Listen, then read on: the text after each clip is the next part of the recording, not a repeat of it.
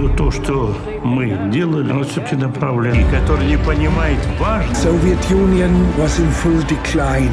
Das hat es in der Geschichte noch nie gegeben. И американцы лучше всех знаем, чего стоило.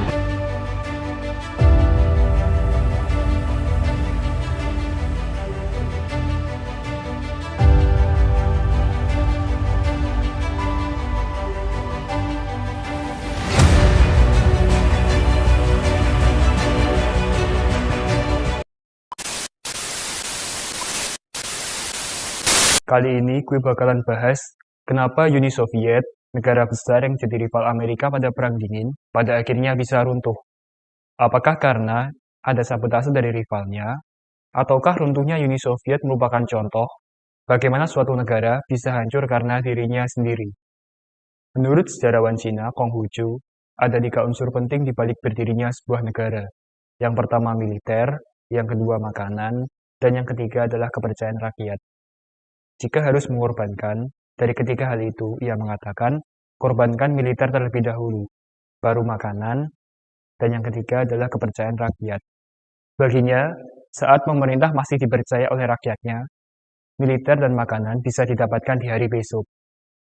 Namun, sebanyak apapun militer dan makanan, selama pemerintah tidak dipercaya oleh rakyatnya, maka semua akan terasa sia-sia. Inilah cermin masalah Uni Soviet. Dalam sejarah kita melihat, Stalin melakukan industrialisasi besar-besaran, membangun militer, dan memprioritaskan kekerasan. Akibatnya, Uni Soviet diterpa bencana kelaparan berkali-kali. Menyadari masalah ini, pengganti Stalin, Nikita Khrushchev, berubah jadi memprioritaskan makanan. Namun, baik Lenin, Stalin, maupun Khrushchev, mereka punya cara yang sama untuk mendapat kepercayaan rakyat, yaitu dengan propaganda. Kayak gini kan jadi, siapapun presidennya, siapapun yang mimpin, tetap sama aja ya, cuma beda cover. Iya nggak sih? Sejauh ini Uni Soviet nggak pernah benar-benar berusaha dapetin kepercayaan rakyat. Namun, mereka masih tetap menjadi negara adidaya. Sekarang pertanyaannya, apakah pernyataan Konghucu salah? Apakah makanan dan militer lebih penting dari kepercayaan rakyat? Khrushchev adalah pemimpin yang menggantikan Stalin. Dia berusaha menghentikan kebijakan-kebijakan para pendahulunya dengan program-program destalinisasi. Karenanya, ia memulai program liberalisasi di semua aspek kehidupan yang terkenal dengan nama pencairan Khrushchev. Hal ini itu benar-benar di luar dugaan.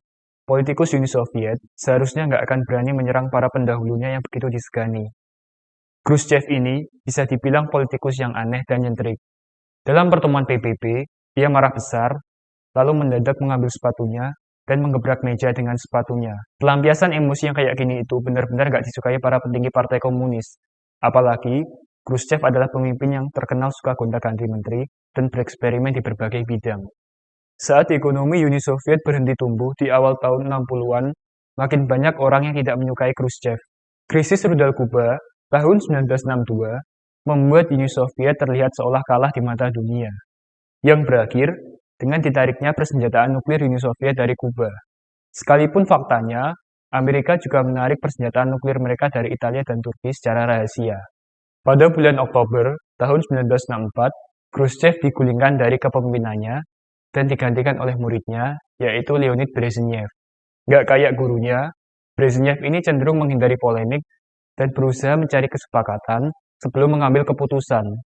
Saat memerintah, semua program-program destalinisasi dan pencairan Khrushchev dihentikan untuk sementara. Brezhnev ini membuat kebijakan untuk melawan orang-orang yang menentang partai komunis dengan cara dicap gila, dimasukin RSC, atau dideportasi ke luar negeri. Di bidang ekonomi, Brezhnev menghentikan program desentralisasi yang dilakukan Khrushchev. Maksudnya begini, kalau di negara pada umumnya, jumlah barang, harga barang, dan jumlah pegawai ditentukan oleh perusahaan. Namun di Uni Soviet, semua hal ini ditentukan oleh pemerintah melalui kementerian, sesuai dengan ideologi komunis yang katanya biar sama-sama makmur. Akibatnya sungguh besar. Jika di negara pada umumnya, pabrik atau perusahaan ditentukan oleh pemilik, manajer, atau staf. Mereka inilah yang menentukan angka-angka dari berapa banyak barang yang diproduksi, berapa gaji pegawai, mau merekrut berapa pegawai, berapa banyak barang yang dijual, dan lain-lain. Insentif mereka tetapkan dengan angka yang pas dan jelas. Jadi, kalau mereka memproduksi terlalu banyak barang, cuma akan membuang-buang uang dan memenuhi penyimpanan. Kalau merekrut pegawai terlalu sedikit, maka akan menghambat proses produksi. Sementara, kalau kebanyakan, maka cuma akan buang-buang uang. Begitu pula dengan harga produknya. Kalau barang terlalu mahal, maka barang akan tidak laku. Sementara kalau terlalu murah, maka perusahaan akan merugi. Sebenarnya masih banyak aspek-aspek lain yang ditentukan oleh sebuah perusahaan. Namun intinya selalu sama, yaitu agar perusahaan selalu mendapatkan keuntungan yang maksimal. Itu tadi, kalau di negara pada umumnya. Kalau di negara komunis, semua itu diatur oleh pemerintah. Harga barang dan jasa diatur oleh pemerintah melalui kementerian. Jika terpenuhi, maka mereka akan mendapatkan bonus. Namun, kalau target produksi jauh dari sasaran, maka target produksi pada periode selanjutnya pasti akan meningkat jauh. Kayak gini kan, lu harus ikut apa kata pemerintah, padahal yang punya perusahaan elu, bosnya elu, yang punya dana elu, yang punya strategi elu, tapi lu tetap harus ikut apa kata pemerintah. Lu dari tadi berasa nggak sih? Kok semuanya ditentukan sama pemerintah? Padahal seharusnya logikanya kan orang-orang yang terjun langsung di lapangan atau pemilik adalah orang-orang yang paling tahu keadaan lapangan dan permintaan pasar. Jawabannya adalah enggak. Sebab para manajer cuma bekerja sesuai dengan target jumlah yang sudah ditentukan oleh pemerintah. Pemerintahan Brezhnev ini cukup terkenal dengan periode stagnansi, yang berarti tumbuh dengan sangat perlahan, hampir bisa dibilang jalan di tempat, namun bukan berarti mundur. Kelemahan negara komunis yang paling fatal adalah semua harga diatur oleh pemerintah, dan harga-harga tersebut benar-benar enggak menunjukkan permintaan dan penawaran yang sebenarnya. Stagnansi ini terus berlanjut sampai 2 periode berikutnya. Saking parahnya kondisi ini, sampai-sampai sejarawan dan pencatat ekonomi Uni Soviet Philip Benson menyarankan agar kontrol pusat atas ekonomi bisa dilonggarkan, agar ada persaingan yang meningkatkan efisiensi dan mengakhiri periode stagnansi. Akademisi Oleg Bogomolov dan para bawahannya di Institut Ekonomi Sosialis Dunia juga menyuarakan pentingnya produksi swasta dalam skala kecil. Namun ini jelas bertentangan dengan paham komunisme yang mewajibkan semua kegiatan produksi dimiliki bersama, yang artinya dimiliki oleh negara. Kan komunis itu kayak kelihatan kaku banget ya, anti perubahan gitu, ya nggak sih? Itu tadi pembahasan dari gue tentang kondisi politik, kondisi ekonomi, dan pemerintahan di Uni Soviet. Sekarang pertanyaannya, apakah semua presiden Uni Soviet itu kaku kayak begitu? Jawabannya adalah enggak. Presiden terakhir Uni Soviet, Mikhail Gorbachev, adalah sosok yang menyadari kecacatan sistem yang ada di negaranya. Menurut sejarawan William Tubman, Gorbachev ini adalah sosok yang terkenal ramah dan hangat.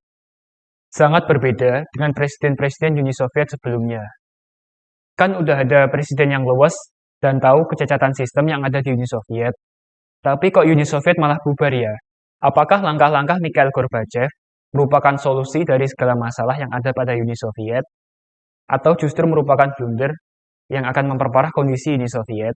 Ataukah karena ketidaksepahaman para petinggi Uni Soviet yang merasa sistem yang diterapkan Mikhail Gorbachev sangat tidak sesuai dengan ideologi komunis? Kalau lu mau merevisi, kali aja gue ada yang salah, atau lu mau nanya, atau lu mau nambahin, tulis di kolom komentar ya. Kalau emang banyak yang request, mungkin bakalan gue buat pembahasannya di video selanjutnya. Atau mungkin ada topik menarik lain yang mau kalian bahas, tulis di kolom komentar.